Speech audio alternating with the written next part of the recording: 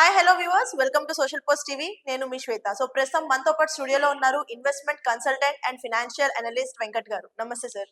నమస్కారం అండి. ఎలా ఉన్నారు? Excellent. Sir, investment consultant and financial advisor గా అంటే ఈ రోజుల్లో ఎక్కువ మనం మ్యూచువల్ ఫండ్స్ గురించి వింటున్నాం. బయట ఎస్ఐపిస్ అంటారు, స్టాక్స్ అంటారు, మ్యూచువల్ ఫండ్స్ అంటారు. కానీ చాలా మంది మ్యూచువల్ ఫండ్స్ మీద ఇంట్రెస్ట్ చూపిస్తున్నారు. అసలు ఈ మ్యూచువల్ ఫండ్ అంటే ఏంటి? మ్యూచువల్ ఫండ్ అనేది ఇవాళ ఉన్నటువంటి ఇన్వెస్ట్మెంట్ టూల్స్ లో ఓకే, ఒక అద్భుతమైన టూల్ అండి. అందుకోసమే రీసెంట్ గా మ్యూచువల్ ఫండ్ పట్ల బాగా ఇంట్రెస్ట్ పెరిగింది. ఇంతకు ముందు అయితే చాలా మిస్కన్సెప్షన్స్ ఉండేవి. మ్యూచువల్ ఫండ్స్ అంటే అది స్టాక్ మార్కెట్ రిలేటెడ్, దీనిలో నష్టాలు వస్తాయి, దీనిలో డబ్బులు పెడితే ఏమవుతాయో తెలియదు, ఇలాంటివన్నీ ఉండే. సో ఇప్పుడు ఏంటంటే స్లోగా సోషల్ మీడియా ప్రభావం లేదా అట్లాగే ఫైనాన్షియల్ అడ్వైజర్స్ పెరగడము, వాళ్ళు అవేర్నెస్ తీసుకురావడము, దీనివల్ల ఏంటంటే వాటి దాని మీద బాగా అవేర్నెస్ పెరుగుతుంది. బట్ ఎంత పెరిగినా కూడా ఇప్పటి వరకు కూడా టోటల్ ఫైనాన్షియల్ ఇన్వెస్ట్మెంట్స్ లో ఓన్లీ 3% మాత్రమే ఉంది మ్యూచువల్ ఫండ్స్ లో. ఇట్ ఈస్ వెరీ లో అనమాట. మ్యూచువల్ ఫండ్స్ అంటే బేసిక్ గా ఏంటంటే ఒక ఫండ్ ఉంటుంది.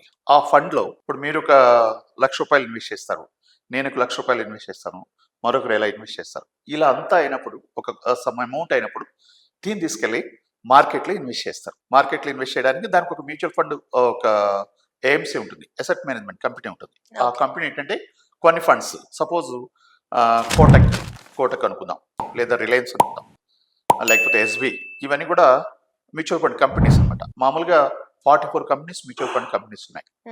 ప్రతి కంపెనీ కూడా దాదాపు 100 నుంచి 120 ఫండ్స్ మెయింటైన్ చేస్తూ ఉంటుంది అనమాట.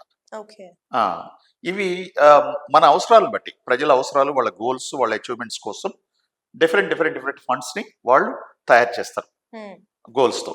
ఆ ఫండ్స్ లో మనకి ఏమేమి అవసరం అనేది మనం డిసైడ్ చేసుకోవాలి. అంటే మనం డిసైడ్ చేసుకోమో ఒక ఫైనాన్షియల్ అడ్వైజర్ అడగాలి. మనం డిసైడ్ చేసుకుంటే ఏమవుతుందంటే అది కొంచెం రాంగ్ వేలో ఉండదు. కాబట్టి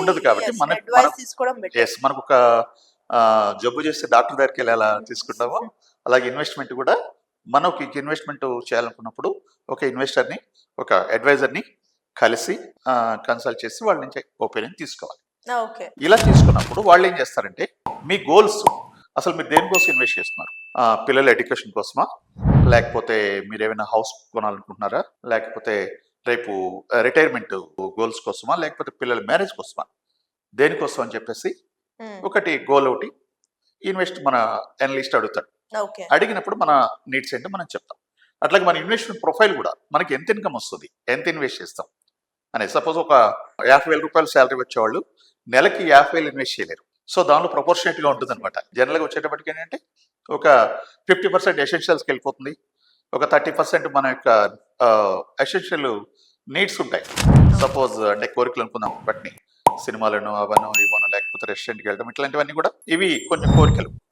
ఈ కోరికలు తీర్చుకోవడానికి ఒక 30% వాడతాం, ఒక 20% మనము ఇన్వెస్ట్మెంట్స్ కి వాడాలి. అందుకని ఫైనాన్షియల్ అడ్వైజింగ్ లో 50-30-20 ఈ రేషియో చెప్తాను అనమాట. సో ఈ రకంగా మనం ఇన్వెస్ట్మెంట్ ప్రొఫైల్ అనేది ఉంటుంది. దాన్ని బట్టి మన ఇన్వెస్ట్మెంట్ అనేది చేస్తాం.